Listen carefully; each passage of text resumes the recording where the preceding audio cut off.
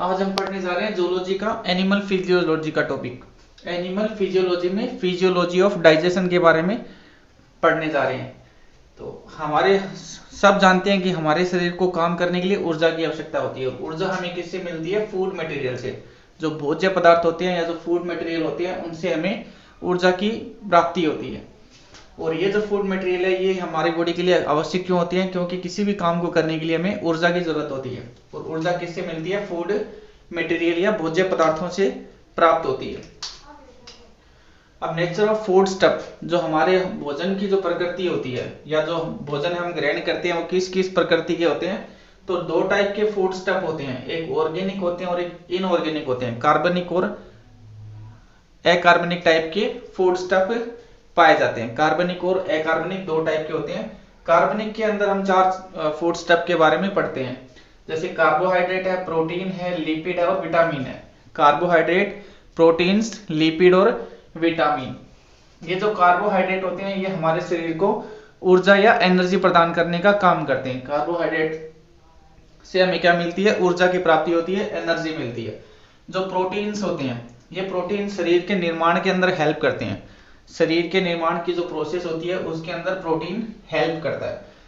Lipid जो होते हैं वो स्नेहक के रूप में काम करते हैं, ल्यूब्रिकेंट्स के रूप में काम करते हैं। लिपिड्स स्नेहक और स्टीरॉइड्स और स्नेहक ल्यूब्रिकेंट्स के रूप में काम करते हैं, स्नेहक के रूप में काम करते हैं। इसी तरह विटामिन होता है, तो विटामिन जो रहते हैं वो नियामक के रूप में काम करते हैं, कंट्रोलिंग सिस्टम के लिए हेल्प करते हैं।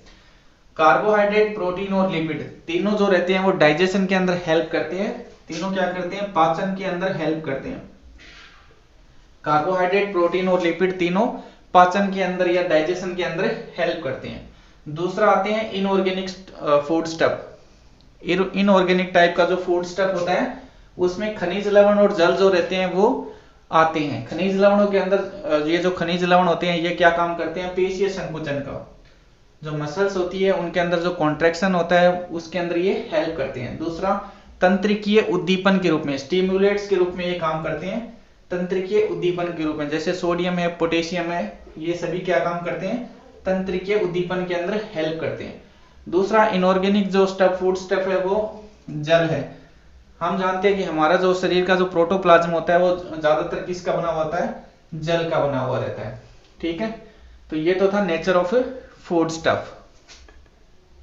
हमारे शरीर में क्या होता है? डाइजेशन की जो प्रोसेस होती है, डाइजेशन या पाचन के अंदर क्या होता है कि जो जटिल या जो बड़े कण होते हैं, जैसे कॉम्प्लेक्स कंपाउंड होते हैं जैसे कार्बोहाइड्रेट है, या जो बड़े कण होते हैं भोजन के, वो छोटे जटिल जो कॉम्प्लेक्स कंपाउंड होते हैं वो सिंपल कंपाउंड के अंदर चेंज होते हैं। या जो बड़े कण होते हैं भोजन के, जो बड़े कण होते हैं वो छोटे अणुओं में या छोटे कणों के अंदर चेंज हो जाते हैं। अब जैसे जटिल जो कण होते हैं जैसे कार्बोहाइड्रेट है, कॉम्प्लेक्स कंपाउंड के अंदर हम क्या लेते हैं? कार्बोहाइड्रेट को। तो जो कार्बोहाइड्रेट जो होता है वो तीन टाइप का होता है, मोनोसेकेराइड, ओलिगोसेकेराइड और पॉलीसेकेराइड। मोनोसेकेराइड जो होते हैं, जो मोनोसेकेराइड कार्बोहाइड्रेट होते हैं इनका हमारे शरीर के अंदर अपघटन नहीं हो पाता है। ये सबसे सरल टाइप के कार्बोहाइड्रेट्स होते हैं, इनका अपघटन नहीं होता। और ये कैसे होते हैं? सरल टाइप के। एग्जाम्पल में हम लिख सकते हैं जैसे ग्लूकोज होता है, ग्लैक्टोज होता है और फ्रक्टोज होता है। दूसरे टाइप का जो कार्बोहाइड्रेट है उसे कहते हैं ओलिगोसेकेराइड। ये ओलिगोसेकेराइड का निर्माण किससे होता है? 2 से लेकर 10 तक के जो मोनोसेकेराइड है, 2 या 10, ठीक है, 2 से लेकर 10 तक के मोनोसेकेराइड आपस में मिलकर किसका निर्माण करते हैं? ओलिगोसेकेराइड का निर्माण करते हैं। एग्जाम्पल में है जैसे सुक्रोज का जो निर्माण होता है वो किससे होता है? ग्लूकोज प्लस फ्रक्टोज से। ग्लूकोज और फ्रक्टोज मिलकर क्या बनाते हैं? सुक्रोज का निर्माण करते हैं। तो ओलिगोसेकेराइड किससे बनते हैं? जो मोनोसेकेराइड होते हैं उन्हीं से ही बनते हैं। थर्ड आता है पॉलीसेकेराइड। पॉलीसेकेराइड में 10 से ज्यादा जो मोनोसेकेराइड होते हैं, 10 से ज्यादा मोनोसेकेराइड आपस में मिलकर किसका निर्माण करेंगे? पॉलीसेकेराइड का। जैसे स्टार्च होता है, तो जो पॉलीसेकेराइड होते हैं ये कैसे होते हैं? जटिल होते हैं, ये सबसे ज्यादा कॉम्प्लिकेटेड होते हैं। तो हमारी बॉडी जो रहती है वो क्या करती है? जटिल को किस में बदलती है? सिंपल के अंदर। ठीक है, तो पॉलीसेकेराइड को किस में बदला जाता है? मोनोसेकेराइड के अंदर। एग्जाम्पल में हम लिख सकते हैं स्टार्च, दो प्लांट्स के अंदर जो रिजर्व फूड मटेरियल होता है वो स्टार्च के रूप में रहता है। प्लांट के अंदर संचित भोजन जो रहता है वो स्टार्च के रूप में रहता है, जबकि एनिमल्स के अंदर जो संचित भोजन होता है, एनिमल्स के अंदर संचित भोजन जो रहता है वो ग्लाइकोजन के रूप में पाया जाता है। प्लांट्स के अंदर तो ये रिजर्व फूड रहता है स्टार्च के रूप में, और एनिमल्स में रहेगा ग्लाइकोजन के रूप में। अब हम देखते हैं डाइजेस्टिव सिस्टम के बारे में। तो पाचन तंत्र जो रहता है उसके दो भाग होते हैं, एक तो होता है डाइजेशन और एक होता है अब्जॉर्प्शन। पाचन और अवशोषण, एक पाचन की प्रोसेस होती है और एक अवशोषण या अब्जॉर्प्शन की प्रोसेस होती है। डाइजेशन के अंदर, डाइजेशन को या जो पाचन की जो प्रोसेस होती है उसमें कौन कौन से ऑर्गन्स हमारे काम में आते हैं, इसे हम दो भागों में डिवाइड करते हैं। एक एलिमेंट्री कैनाल या आहार नाल, दूसरा एसेसरी डाइजेस्टिव ग्लैंड्स, सहायक पाचक ग्रंथियां जो रहती है। एलिमेंट्री कैनाल और एसेसरी डाइजेस्टिव ग्लैंड्स, सहायक पाचक ग्रंथियां। तो एलिमेंट्री कैनाल में कौन कौन से भाग हमें पढ़ने हैं, तो माउथ या मुख। दूसरा एलिमेंट्री कैनाल का जो भाग होता है उसे बोलते हैं बकल कैविटी या मुख गुहा। थर्ड आता है फेरिक्स या ग्रसनी, फेरिक्स या ग्रसनी। फोर्थ आता है ईसोफेगस, इसे बोलते हैं ग्रास नाल। स्टोमक, आमाशय, इंटेस्टाइन, आंत्र। उसके बाद में रेक्टम, मलाशय और एनएस जो होता है उसे गुदा बोलते हैं। तो ये तो एलिमेंट्री कैनाल के पार्ट्स होते हैं। माउथ आएगा buccal cavity, pharynx, oesophagus, stomach, intestine, rectum और एनएस, ये एलिमेंट्री कैनाल के पार्ट हैं। उसके बाद में आता है एसेसरी डाइजेस्टिव ग्लैंड्स, सहायक पाचक ग्रंथियां। इसके अंदर सैलिवरी ग्लैंड्स आती हैं, लार ग्रंथियां, सैलिवरी ग्रंथियां, लार ग्रंथि, सैलिवरी ग्लैंड्स और या लार ग्रंथियां बोलते हैं इनको। उसके बाद में लीवर, और लीवर के बाद में पैनक्रियाज, पैनक्रियाज इसको बोलते हैं अग्नाशय। तो ये सहायक पाचक ग्रंथियों के अंदर आती है, और ये जो पार्ट्स हैं ये एलिमेंट्री कैनाल के अंदर आते हैं। इसमें से माउथ, बकल कैविटी और जो फेरिक्स होता है, माउथ, बकल कैविटी और फेरिक्स, इन तीनों को मिलाकर हम क्या बोलते हैं, बकोफेरिंजियल कैविटी बोलते हैं। तीनों को मिलाकर हम क्या बोलेंगे, बकोफेरिंजियल कैविटी बोलते हैं। एलिमेंट्री कैनाल के काम। अब ये जो आहार नाल होती है हमारी बॉडी के अंदर, ये क्या काम करती है, इसके एलिमेंट्री कैनाल के काम क्या होते हैं। तो चार तरीके के ये काम करती है। एक तो ये स्त्रावण का काम करती है, सीक्रेशन का काम करती है। तो जो एलिमेंट्री कैनाल होती है वो श्लेष्मा या म्यूकस का स्त्राव करती है, और दूसरा पाचक एंजाइम, जो डाइजेस्टिव एंजाइम्स होती है उनके स्त्रावण का काम करती है। श्लेष्मा का सिक्रेशन करती है, म्यूकस का सिक्रेशन करती है, और डाइजेस्टिव एंजाइम का सिक्रेशन करती है, पाचक एंजाइमों का स्त्राव करती है। इसके बाद में दूसरा काम जो होता है एलिमेंट्री कैनाल का वो होता है डाइजेशन का या पाचन का।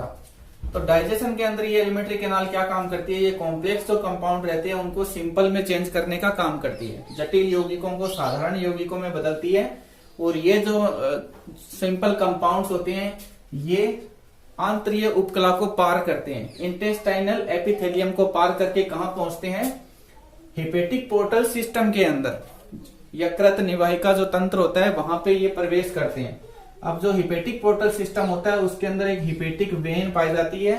ये hepatic when in simple compound को लेकर ब्लड के अंदर जाती है। यहां से ब्लड क्या करता है, इनको अब्सॉर्ब कर लेता है, और ब्लड फिर ये ब्लड से आगे ये किस में काम आते हैं, एनर्जी के फॉर्मेशन में काम आते हैं, ऊर्जा के निर्माण में काम आते हैं।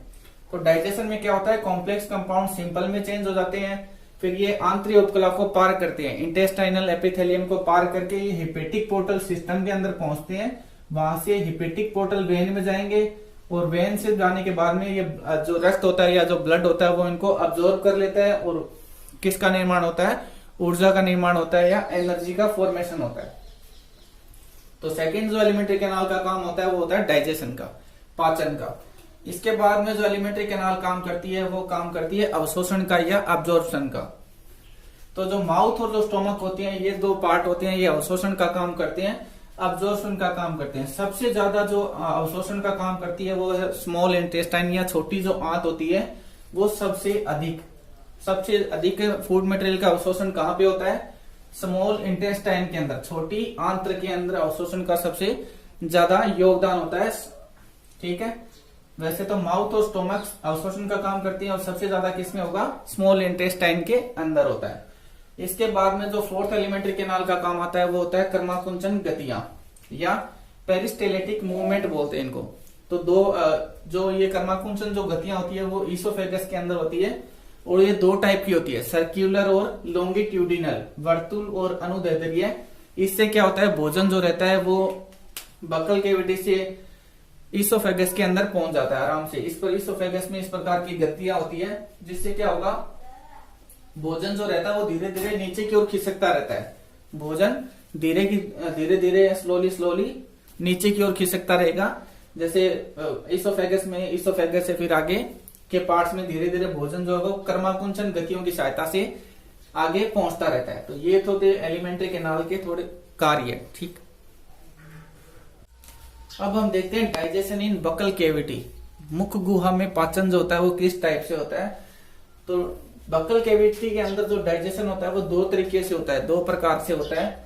एक होता है यांत्रिक पाचन या मैकेनिकल डाइजेशन और एक होता है रासायनिक पाचन या केमिकल डाइजेशन। यांत्रिक पाचन या जो मैकेनिकल डाइजेशन होता है वो होता है दांतों के द्वारा, बाय टीथ्स, यानी कि जो दांत होते हैं वो क्या काम करते हैं, मैकेनिकली डाइजेशन का काम करते हैं। इसमें क्या होता है कि जो भोजन हम ग्रहण करते हैं, जो भी भोजन हम ग्रहण करते हैं उस भोजन में से जो लार्ज फूड पार्टिकल्स होते हैं, जो भोजन के बड़े बड़े जो कण होते हैं उन कणों को स्मॉल फूड पार्टिकल्स के अंदर बदला जाता है।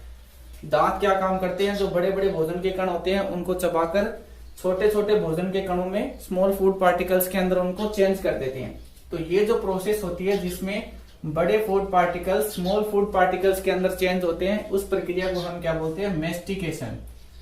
उसे हम क्या बोलेंगे, मेस्टिकेशन। यहाँ पे एक याद रखने वाली बात ये है कि यहाँ पे सिर्फ जो बड़े भोजन के कण होते हैं उन्हें छोटे भोजन के कणों में बदला जाता है, ना कि जो कॉम्प्लेक्स कंपाउंड होते हैं उन्हें सिंपल कंपाउंड में बदला जाता है। ठीक है, तो यहाँ पे सिर्फ क्या होगा, बड़े भोजन के कणों को छोटे भोजन के कणों में बदला जाता है। जो कॉम्प्लेक्स कंपाउंड होते हैं उन्हें सिंपल कंपाउंड के अंदर चेंज नहीं किया जाता। तो ये यहाँ पे याद रखने वाली बात है कि जो कॉम्प्लेक्स कंपाउंड होते हैं, जो जटिल यौगिक होते हैं, उनको साधारण यौगिकों में नहीं बदला जाएगा।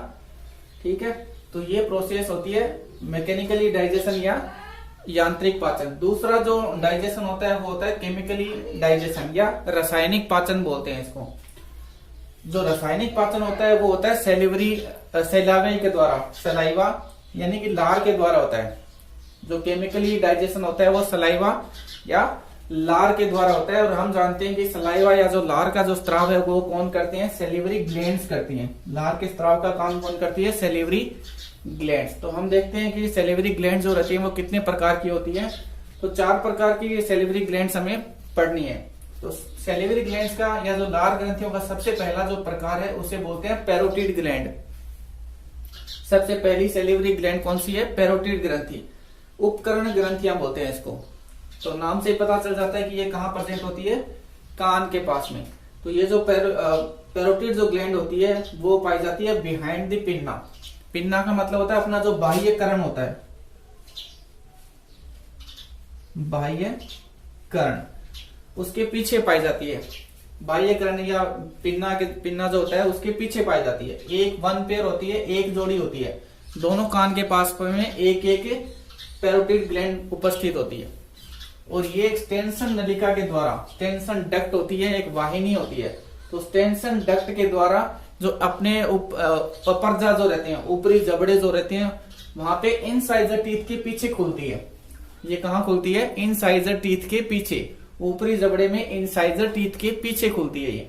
ठीक है, तो पैरोटिड ग्लैंड कहाँ प्रेजेंट होती है, बिहाइंड द पिन्ना, बाह्य कर्ण के पीछे होती है, एक जोड़ी होती है। और स्टेंशन डक्ट के द्वारा या स्टेंशन नलिका के द्वारा ऊपरी जबड़े के इनसाइजर टीथ के पीछे खुलती है। तो ये तो थी सबसे पहली सेलिवरी ग्लैंड, जिसे हम क्या बोलते हैं, पैरोटिड ग्रंथि बोलते हैं।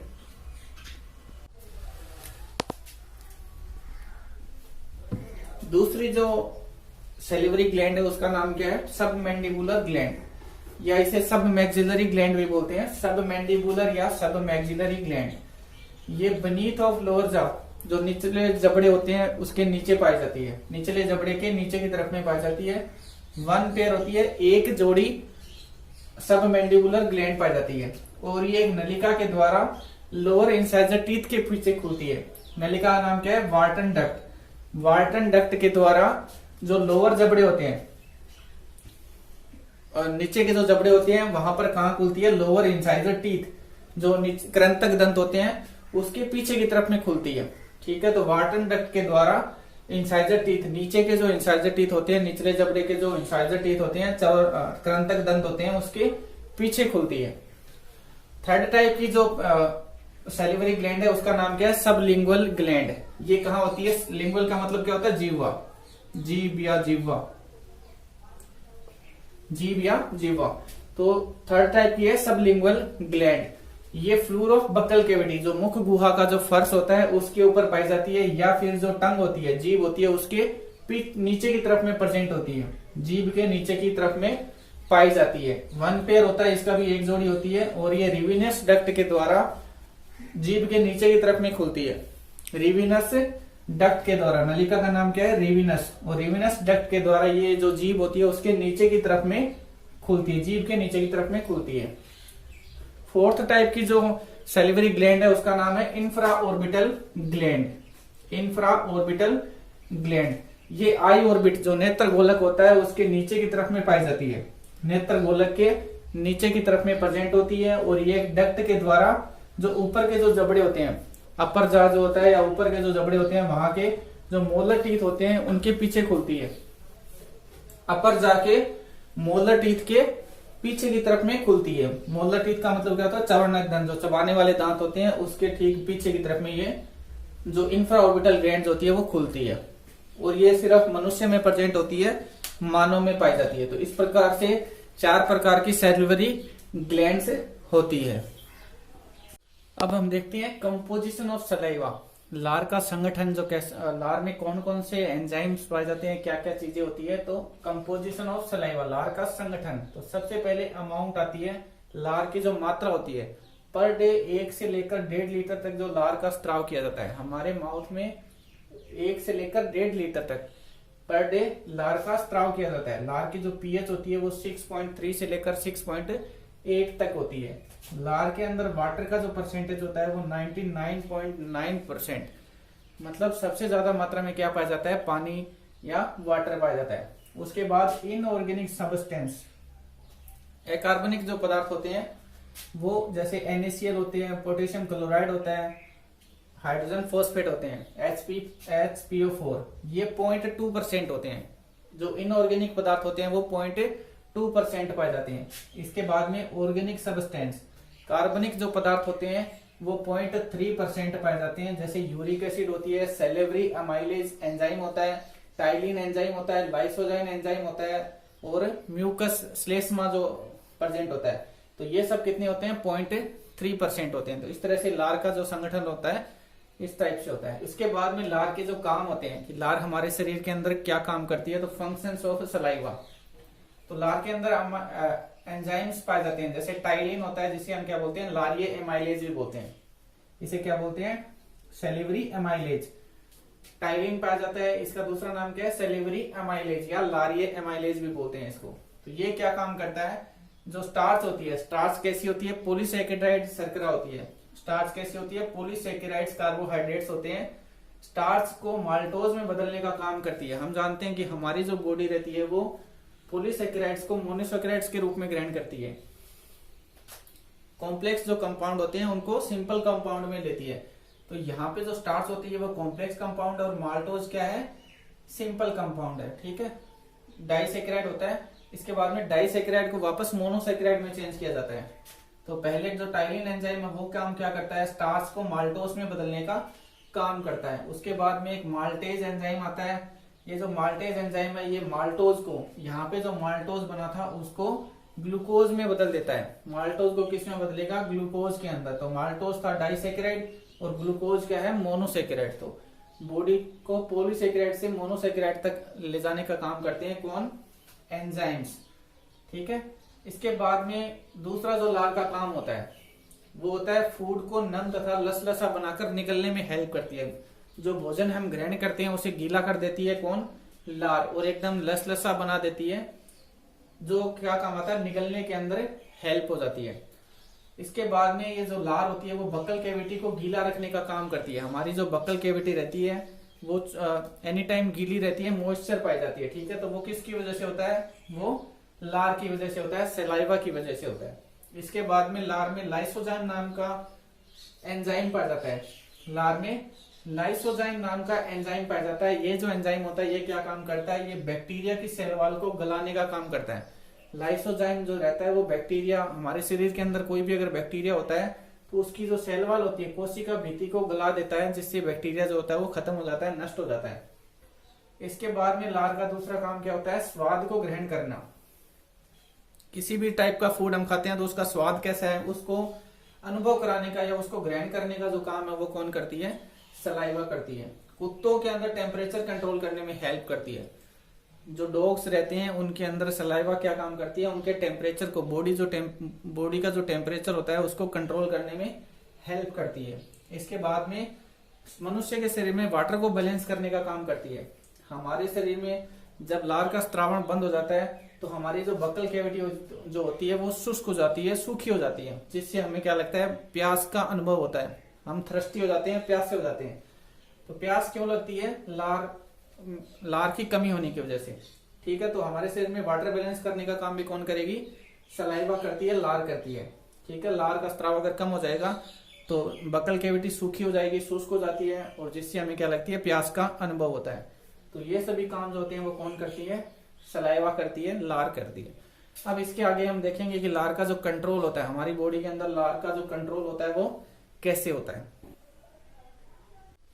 अब हम देखते हैं कंट्रोल ऑफ सलाइवा।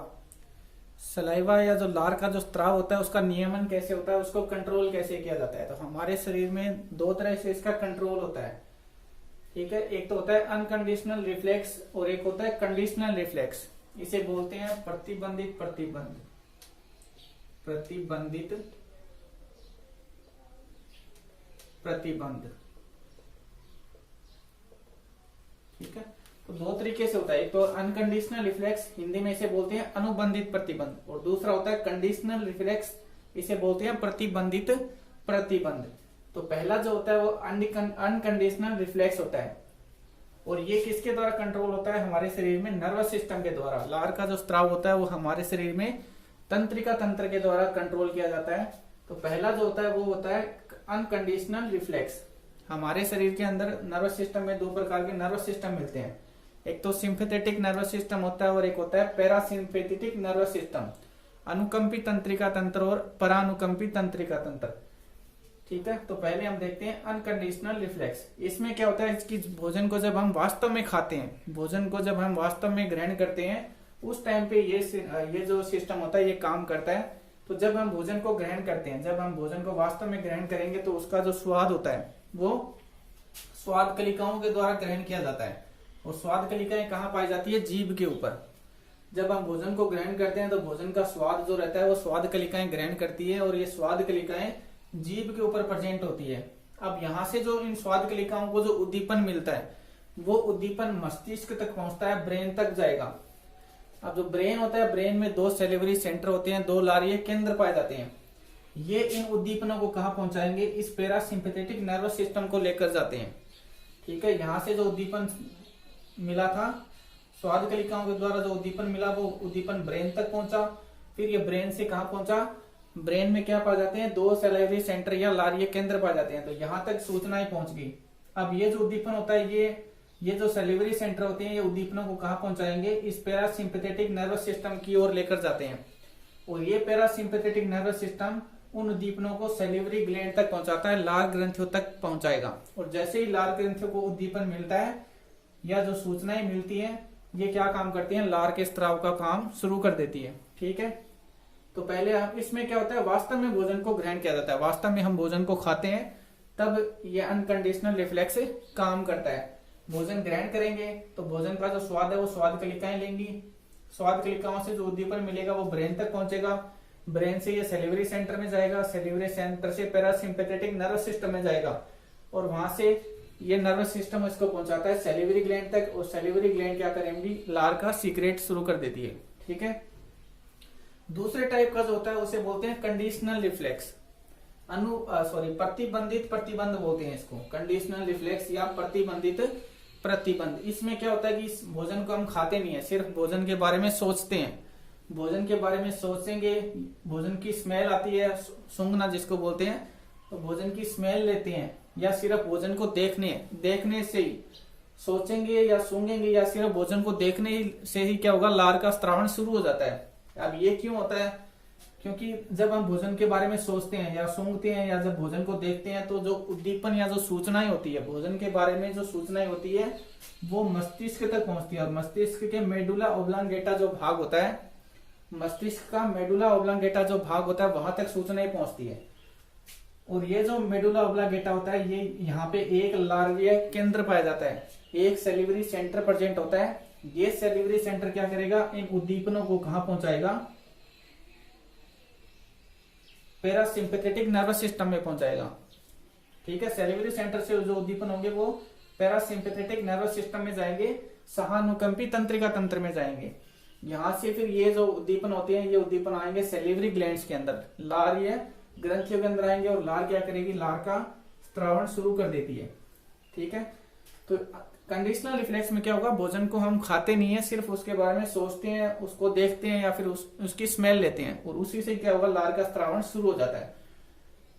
ठीक है, तो जो पैरासिम्पैथेटिक नर्वस सिस्टम होता है वो क्या काम करता है, लार के स्त्रावण का काम करता है। दूसरा जो नर्वस सिस्टम होता है उसे बोलते हैं सिंपैथेटिक नर्वस सिस्टम, और वो क्या काम करता है, वो लार के स्त्राव को कम करने का काम करता है। ठीक है, जो सिंपैथेटिक नर्वस सिस्टम है, अनुकंपी तंत्रिका तंत्र जो है वो लार के स्त्राव को कम करने का काम करता है, और पैरासिम्पैथेटिक नर्वस सिस्टम जो है वो लार के स्त्रावण का काम करता है, इसके अंदर हेल्प करता है। ठीक है, तो दो तरह के कंट्रोल होते हैं, अनकंडीशनल और कंडीशनल।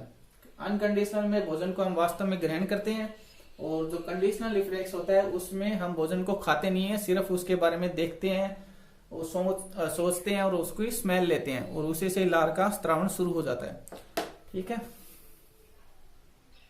वीडियो अगर पसंद आए तो लाइक शेयर और सब्सक्राइब जरूर करें।